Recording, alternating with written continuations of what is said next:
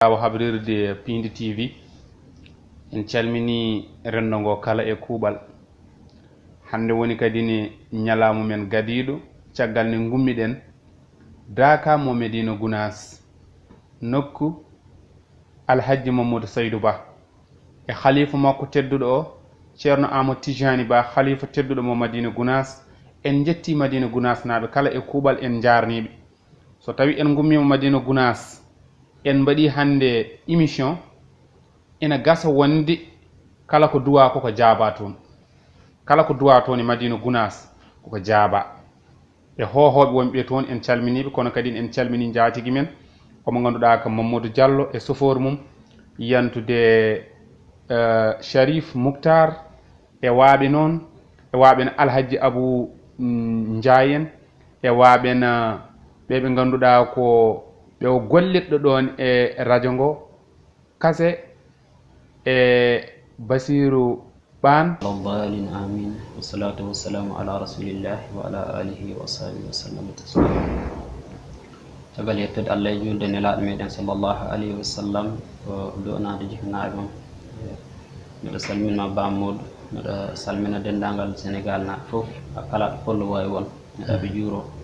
Men ñaago Allah tabaraka wa taala o kadi waɗana jaam pulago fof waɗan ɗum dendagal joɗɓe Allah. Aɗa wawi fodde micro o yeeso ma kuccita e télé ɗe tigi. Allah waɗan ɗum dendagal joɗɓe Allah kala bijeyi rasuli sallallahu alayhi wa sallam. ɗum noon Ceerno Mouhamed Sow, so tawi en mbi émission Gande Ɓaleɓe a yeehi leyɗele kewɗe, a yeehi Mali, a yeehi Côte d'Ivoire, a yeehi Guinée, a yeehi Mauritanie. Kono hande beele eɗen mbawi wiide Mouhamed ko kanko gandal ngal o waɗata ngal o tawi ngal koye galle bammakko walla o yaha o janggoy o artiri ɗum? Alhamdulillah rabbil alamin. Bamodou Ceerno Mouhamed Sow de ko tawɗo gandal ngal nde haɗani nde tawi ngal fof kadi nde ari janggoy. Eyyi koko tawa mi tawi jiknaɓam heeɓ ɗum mbaɗ nde garimi kadi ko tawmi ko ɗon janggoymi ɗum machallah jahami kadi janggoymi inchallah ha ɗo ɗo gonmi ni joni ko jangde gonmi. Alhamdulillah rabbil alamin. To batte gollal ngal hewɓe ne mbiya docteur sa are mum o waɗata ko wiyete ko ƴeewete woni consultation, beele aɗa waɗa ƴeewgal? Eyyi alhamdulillah rabbil alamin. Ƴeewgal men ɗum waɗa Allah hinam hen okki woni alhamdulillah rabbil alamin a on ɗon woni. Meɗa hen jogui fannuji tati ɗi mbaɗanmi. Eyyi meɗa hen waɗa lesdi kaara kurus, meɗa hen waɗa kadi mo ganduɗa hoore ma mo juulante ko darɗe 4 waɗa ko bindeɗa yo micro o ɓaɗom wonko bindoɗa mbaɗa gaflare ma so guite laaɓi inchallahu taala ma taw Allah hollema ɗum koye ɗo. Eyyi meɗɗo liggo hen kadi ramli o eyyi hen ɓuranmi hutoro noon e ramli o meɗam liggo no fewi saabu Allah okki kam hen simi waɗi ramli o kala ko gandanɗa hoore ma a woori hen ɗum yawti meɗ ɗum ye ko gurɗa ko ɗo tolniɗa haka arata ko inchallahu taala ɗum foof Allah okki kam meɗ ɗum yiya ƴeewgal he inchallahu taala. aɗa yiya ko arata aɗa yiya ko suwa arde caggal mum ko caggal ƴeewgal beele aɗa ƴeewa neɗɗo tan ganda oɗo tigui mi wawa ɗum safrum totta goɗɗo walla oɗo ko min tan wawi ɗum safru? Eyyi alhamdulillah rabbil alamin. Min sikka neɗɗo ari am ina addi ñabbumo ƴeɗɗotumi waɗa foof komi ƴewnata ɗum. Eyyi simi ɗum ƴewndi tawi mbiɗa jogui safare mum mi ñawna ɗum tawi mi ala mi wiya ɗum mi ala bo mi haalan ɗum ɗo yahata ñawdoɗal inchallahu taala. Ko wona ko ɗum banggue nden ko beele aɗa waɗa ɗum? Eyyi alhamdulillah rabbil alamin. Ballina ndenka meɗa ɗum gollo. Eyyi meɗa ɗum gollo e façon ngaji kewɗi wonɗo koko yaaji meɗa ɗum gollo façon ngaji kewɗi. Won hen mo gandanɗa hoore ma ko Yasin bindatmi e mi waɗa toon mubinaji 7 gone Yasin. Joni mi waɗa hen innema yettode ma ɗum ɗon ko lohol wonata wonko waɗate goɗɗum wonko gandanɗa hoore ma kadi ɗum nene ɗum bindete ɗum lootoɗa ɗum. Eyyi lootoɗa ɗum balɗe 3 wonko ganduɗa kadi façon goɗɗo kadi banggue meɗen gueɗe folɓe ɗum ne ka toon leggotomi ɗum inchallah tamin ɗum ne ka semaine ɗum leggete. inchallahu taala ko ɗum ndenka mawka ganduɗa hoore ma saka waɗi dal inchallahu taala e wiyete lammi ɗemgal ka yitere mum wawama bonnan ha indegui inchallahu taala. ceerno Mouhamed ko almuɓe porsi ɗum yo are télé hayno jiiɗon ni to banggue wona neɗɗo mo ganduɗa ko jahowo e télé e kala sahaji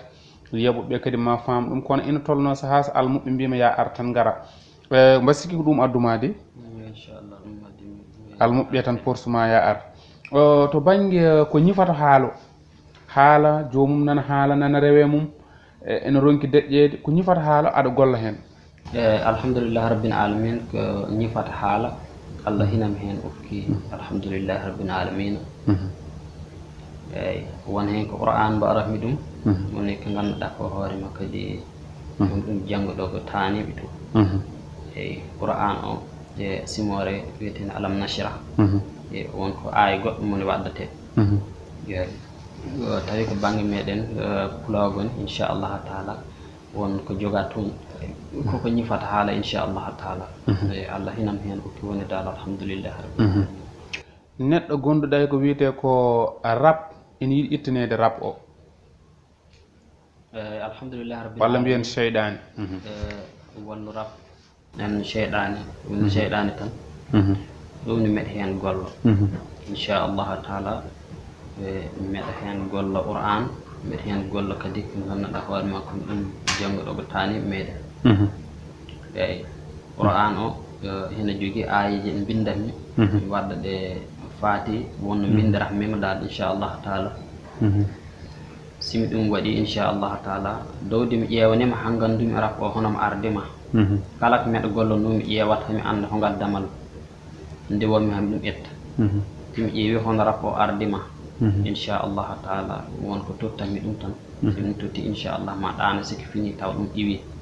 e siki paari kadi ma wonko tottumi ɗum haɓɓa ɗum nde ɗum sa ɗum haɓɓima cheyɗane dogama mo mbaɗata ko ɗum taki ɗem artata dal inchallahu taala.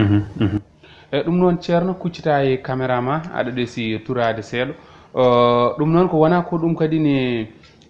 jiɗɗo yaltude leydi ndi gam dañde kayitaji walla ko way noon. alhamdulillah rabbil alamin ɗum ɗon Allah hinam hen ukki machallah min ɗum leggidira yimɓe ɓe ganduɗa hoore ma ko wiyeɓe ɗahnade Allah ukki kam hen dal machallah hinam hen ukki kadi woni e min gollodiri hen yimɓe heewɓe alhamdulillah rabbil alamin ɓe jii hen koye mumen eyyi ɗum ɗon meɗa ɗum liggo wonko ganduɗa hoore ma palu natanami ɗum e ko façon is noon foof mi ƴewata mi anda hono lawol ngol wata wonko ganduɗa hoorema kadi ko kullel mbiyetengel joldu nguen jellato min mi fewnere ɗum inchallahu taala simi ɗum tuddima Allah newna ha jaaha dow jaam inchallahu taala. gonɗo caggal leydi ina yiiɗi artude e nder leydi ndi wonko caggal leydi woni ɓe yiiɗi dañde kayitaji gam o arta e leydi makko. alhamdulillah rabbil alamin ɗum foof heɗum seeri seeɗa no gollirte so ɗum woɗɗodirani eyyi ko ɗum walla kayitaji tan inchallahu taala simi andi ɗo ɗo gonɗa e sakam totti ɗon tampon ɗon inchallah simami hen gollanima Allah newna inchallah ha garta dow jaam inchallahu taala. gorko jiɗɗo dañde debbo walla debbo jiɗɗo dañde gorko. alhamdulillah rabbil alamin e ɗum ɗon min ɗum gollo no fewi e wonko gandanɗa hoorema sa ɗum haɓɓima haade ma dañ balɗe sappo go'o tan inchallahu taala e ma Allah okkumo joom galle tawi kadi ko gorko ndeka noon hiɗum waɗi kadi lohle eyyi hiɗum waɗi kadi lohle inchallah foof dal ko bil neɗɗo ƴeewa dal inchallah koko woni caɗele ɗe deɗɗiɗe ɗon dal inchallahu taala. jiilotoɗo liggey alhamdulillah rabbil alamin jiilotoɗo liggey ko mun siko ari am e siko Allah newni inchallah simi ƴeewi ha gandumi kamun hoore mum eko woni caɗele muɗum saabu neɗɗo hen ɗo ara han wono